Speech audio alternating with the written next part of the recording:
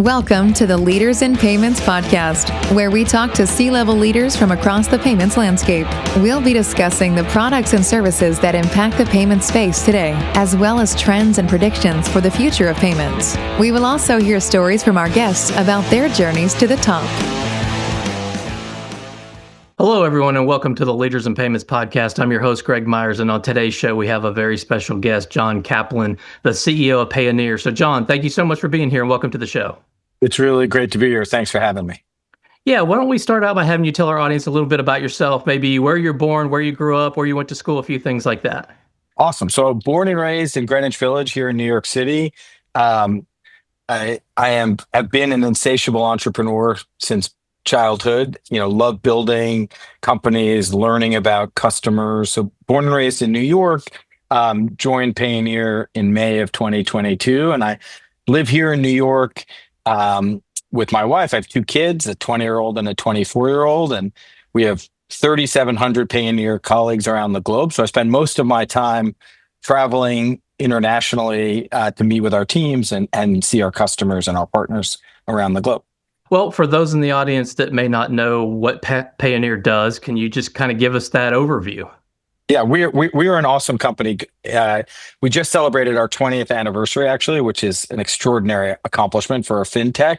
Payoneer is a really interesting business. What we solve a problem for global small business owners, which is we're a foreign bank alternative for them. We give them a multi-currency account where they receive their international accounts receivable, and they use our accounts payable tools to manage their operations. And so we have 2 million active customers in just about every country and territory on the planet. We are $80 billion of volume flowing into Payoneer accounts. So we're a big, scaled, cross-border payment solution for small business owners. And the sort of heartbeat or the mission of the company is this idea that ambitious entrepreneurs don't have all the advantages that multinational corporates do. And if we could give the ambitious entrepreneurs of the world a financial services solution with great technology, ease of use, fast, speed and innovation, as well as lots of service. We're on the ground in 30 countries around the globe, in places like Lahore, Pakistan, or in Medellin, Colombia, where we're helping cross-border entrepreneurs really participate in the global economy. Payoneer has gone through a pretty extraordinary pivot over the last 3 years. We really were the innovators and pioneers of the marketplace payout space, right? Someone selling on Amazon or a freelancer on Fiverr or Upwork needed to get paid, and Payoneer solved that problem. And that built the company and took the company public. And when I joined, we solidified that business and continue to grow it really nicely. And now we're very focused on our B2B business, which is helping cross-border, as you know, cross-border payments between businesses. And that's one that, the TAM and SAM are so big, I don't know how, there's not enough zeros on my calculator certainly on my iPhone to capture the size of the market. And we're the market leader there, providing value in Vietnam and in Turkey and in Australia and Japan and just about every place you could name on the planet to help cross-border SMBs participate in the global economy. Okay. Are there certain verticals within small business that you focus more on? So we have both goods and services companies, right? So pretty much in our China franchise, it's primarily goods exporters, right? People who are selling on Walmart or Amazon or eBay or Etsy or TikTok or Temu or one of the big marketplace platforms. They're goods exporters to the world, right? China is the largest manufacturer, exporter of physical goods. We're the leader in China. So that's one side of our business. The other side in the services, it's business process outsourcers in the Philippines, companies that are the call center for an American business. Those businesses use Payoneer to receive their payments, get paid into their Payoneer account, and they use Payoneer to pay their contractors and freelancers around the globe. And companies here in the United States, there was one that was at our 20th anniversary, Bo Pilgrim, that runs a business in Louisiana that helps insurance companies in the U.S. outsource some of their operations around the world. And Bo's team uses Payoneer to manage their payments to all their contractors globally, and they help other insurance agents around the US do just the same. And so uh, there isn't one size of SMB. There isn't one industry. It's marketing services companies in Dubai. It's software developers in Argentina and BPOs in the Philippines. And what I think is pretty powerful about that, Greg, for us is because we're so global and so diverse. In the last couple of years, there's been lots of macro shocks to the industry, and we've had, which is really friggin' awesome. We've had 16% compound annual growth since I became CEO each quarter. And that is really impressive when you think about the size of the global economy and all the shocks that have happened, that we've been able to just steady power deliver. It's really a testament to the Payoneer team around the world. That's the best people I've ever had the privilege to collaborate with. Okay. So I want to make sure I understand. So when you're a small business, you set up an account, but it's not like a checking account, but you do have money flowing in and out. Can maybe you explain that a little bit? Sure. So every one of our customers has what I think of as their analog bank relationship in their home market. And they use that to pay their local rent, to buy their local supplies, what have you. But in most parts of the globe, if you're a global company from day one, when you get started, you're either sourcing supplies or talent or capability outside of your borders, or you're selling your capability outside of your borders. And when you do that, you might be getting paid in dollars or yen or euro or what have you, and your local bank certainly isn't the solution for that. So our customers use Payoneer as their international account to get paid into for their international accounts receivable. And then those same customers have international accounts payable. And what they do is use Payoneer's credit cards and debit cards and payment products to manage those international expenses. And as I said a moment ago, we have about $80 billion or so over that coming into the Payoneer accounts. And in last earnings, we had $7 billion of customer funds held in balance. And so it just indicates the trust our 2 million active customers have in the Payoneer platform is they're receiving their funds, they're using it to manage their accounts payable, and they're holding the funds with us. Okay. Well, what would you say differentiates you from your competitors, or maybe explain what do people do that don't use Payoneer? How would they accomplish what you're talking about? Yeah, so it's interesting. It's a great question because really we are a share taker from local banks at the last mile. So the network we've built is licenses around the globe, critically important, bank relationships around the globe to deliver funds last mile, a technology stack that enables rapid, exceptionally fast movement of funds and money around the globe, and a suite of software products that wrap around that make doing business easy. So, and I think you probably would agree, the payments market is big enough that there's enough at the buffet that everybody can eat. So it's not really a winner take all market. It's a focus on segments of customers, super serve the hell out of them, give them what they need, and they reward you with their volumes and loyalty, and which obviously delivers for our shareholders. But we largely take share from local banks. The alternatives would be to use, frankly, the technology that existed when our parents were running businesses, 1970s level, wait 3 weeks, hope to get paid and pay exorbitant fees in the process.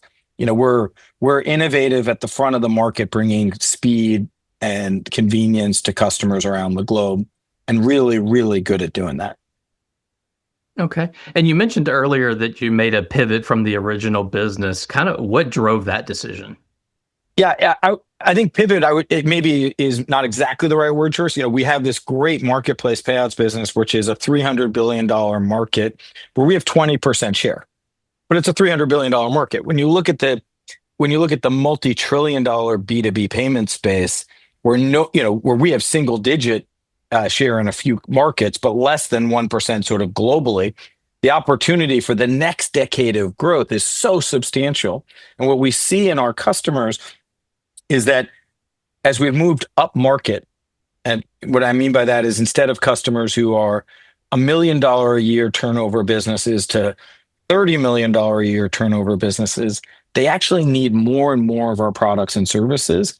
And our net revenue retention is stronger and stronger with our larger cohort of customers. And so by moving into the B2B space, not only is the addressable size of the pie bigger, but our net revenue retention stronger, the ARPU or revenue per customer is greater, and the number of products that those customers are using is more and more. And that, really feels like, the powerful part of our value prop is to support businesses that are underserved by the multinational banks, but have all the complexity of multinational companies. Okay. And you mentioned earlier, you talked a little bit about like the macro events and how you guys have been able to push through those and continue to grow.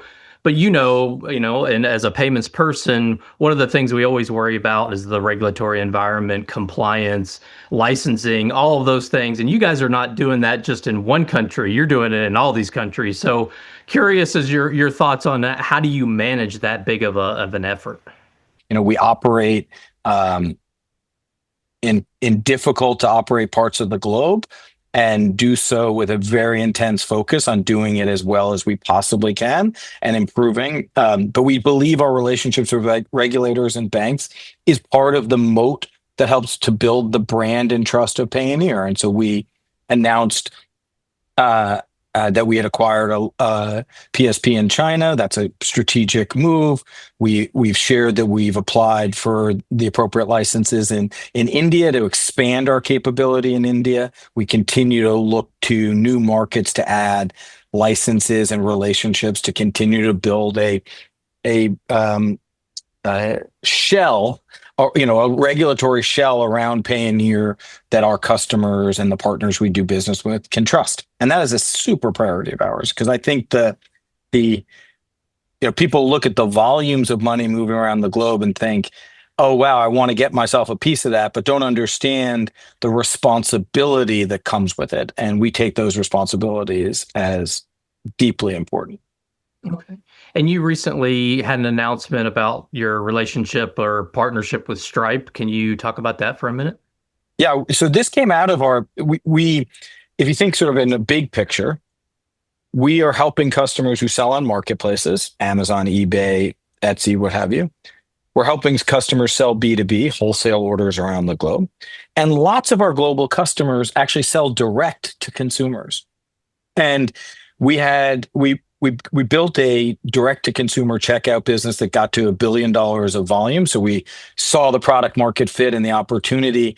And the team leading that effort recognized that we wanted to accelerate our capabilities really quickly. And the fastest way to do that was to partner with Stripe and leverage their best-in-class technology with our global distribution and an incredible service model. And so we've announced that, and we're excited about the prospect there, which is, we want 100% of someone's accounts receivable in their Payoneer account and 100% of their accounts payable using Payoneer tools.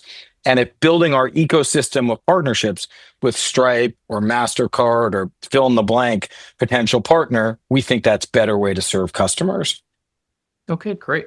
Well, let's switch gears a little bit and talk about you. So if you don't mind, walk us through your career journey, how you got to Payoneer, maybe, where you started and how you even got here. Well, I started on 9th Street in Greenwich Village and Washington Square Park. So I was an English major. This is a dream come true to work at Payoneer. It's an extraordinary group of people. So I've been an entrepreneur my whole life. I was on the team that helped create Arizona Iced Tea, the beverage company.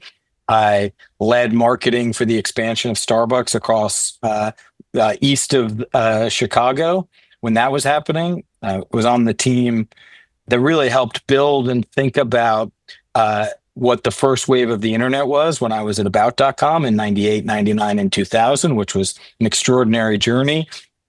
Then went to Ford Models, the fashion talent firm, and modernized that business, which was a really interesting experience and taught me, the value of platforms. Both About was a platform to empower content creators. Ford Models was a platform to empower people in the fashion industry.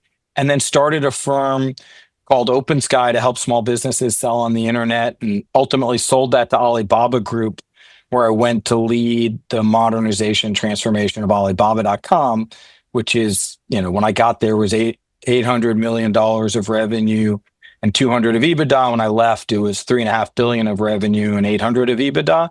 And really the fastest growing, most global part of the Alibaba franchise. And that's when I met Scott Gallett, who was my predecessor here. And we were taking a walk in Central Park during COVID, like two middle-aged dads, who are obsessed with cross-border trade and small businesses. And we're taking a walk in the park. I was like, hey, Scott, I think I'm leaving Alibaba. I'm not sure what I'm going to do next. And he said, well, why don't you take my job? And I was like, that sounds like the best job in the world. I'd love it. And said yes on the spot. That's awesome.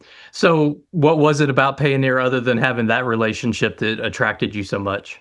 Well, the culture of Payoneer is extraordinary, right? Like this is a company of entrepreneurs for entrepreneurs. And so we are, we have 2 million customers who speak every language, sleep in every country, grew up in every tradition you can imagine. So there's something very empowering about being in service of other people who are trying to make the world a better place for themselves and their families. Like that's just like jump out of bed in the morning stuff. So that was one. The second is it's a big challenge, right? To join a firm in its 16th, 17th year responsible for modernizing, transforming it, and re-energizing growth and profitability in an industry you haven't worked in before requires, an equal combination of chutzpah, which is in Yiddish for courage, and maybe just curiosity. And I love helping other businesses be successful. And at Payoneer, we get to touch lots of companies and help them achieve what they're trying to achieve. And it's working, which is really nice. The team we've assembled here is a combination of insurgent entrepreneurs, extraordinary payments people, great deal makers and innovators. And the orchestra is playing pretty nicely together these days. And so I feel like this next decade for Payoneer is going to be a great one. That's awesome. That's awesome. So what are some things you're passionate about? Maybe one work-related passion and one personal passion. So the work passion for me is I like to champion the underdogs. So what we did at Payoneer is we created a top talent program where when I first joined, we're in our third or fourth cohort, where we take high potential, high impact people who are the future leaders of the company that maybe haven't gotten the recognition or opportunity. And we've created a year-long curriculum about the company and opportunity to inflect and influence the business we're building. And it's cross-functional, it's global. So you have people from Vietnam and Brazil and China and Israel and the US all coming together as a cohort to grow. And I love that. I think it's awesome. And it's customer-centric and employee-centric. And it's, I think, showing really great progress for us. And outside of work, well, besides my family and my kids, which I adore, I'm someone who likes to spend a lot of time in museums and explore art and creativity and understand the creative process and where people seek inspiration and how they take that inspiration to create things. So when you travel, do you take extra time to visit places like that? I do. I actually do. If I'm lucky, I try to get an hour in whatever museum, wherever I am in the world. In the next couple of weeks, I'll be in Boston, London, Tel Aviv, and San Francisco in the next 3 weeks. And so I'm hoping that there'll be a 45-minute pit stop along the way in each of those destinations. Nice. Well, John, if someone comes to you and they're interested in maybe a career change into payments, or maybe they've just graduated from college, they look at fintech as an exciting industry and they want to build a career there, what kind of advice would you give them to help them be successful? I think the first thing is there is no substitute for really studying and learning and being curious, right? So I think the payments industry is, in a funny way, kind of insular, where payments people only talk to payments people. And I actually think the industry benefits when career switchers and new come in and learn and then ask why. Keep asking why. Why do we do it this way? Why is the firm set? Why were these the rules? Why? And that's one of the reasons I think the stablecoin innovation is pretty exciting, because some of those innovators now in the context of the Genius Act have been asking why and talking about innovative solutions that may bring value to customers in the past that hasn't been there. And those why questions, I think, lead to breakthroughs. So that'd be one I think I would suggest is, and then listen more than you speak in the beginning. It's always, save your powder for when you know what you're talking about, not for when you're, shooting from the hip. Gotcha. Okay. Well, one final question before we go. Let's talk about the future a little bit. Where do you see payments headed? Where do you see Payoneer headed? Just curious about your outlook on the future. Yeah, I think one of the things that's fascinating about the payments industry is payments had sort of been pipes and sort of plumbing. And like nobody thinks about the pipes and the plumbing until they stop working. And I actually think payments can be a lot more than pipes and plumbing. It can be value accretive to customers. And we're certainly seeing that in our business. When we see our net revenue retention numbers for our best cohorts of customers are really strong. And they're strong because they're using both payment rails and software together. And so I think, the sort of narrow definition of what a payments firm is, I think is probably long-term going to expand more broadly. So that'd be one area. Another is certainly in the innovation in stable coins and blockchain technology for treasury work. I think we've shared at our last earnings, we're leveraging our massive scale and incredible last mile to begin to explore ways to deploy things in a pragmatic way. And that's underway. I think that's exciting. We've added a workforce management component to our offering, which is fantastic, where we're actually helping people manage the employees and contractors outside of their home market in a way that shows you can do business globally with your payments and your employees in one platform at Payoneer. I think that's pretty exciting for us. Okay. All right. Well, John, before we wrap up, just want to open the floor, see if there's anything we may have missed, anything else you wanted to cover before we, close up the show.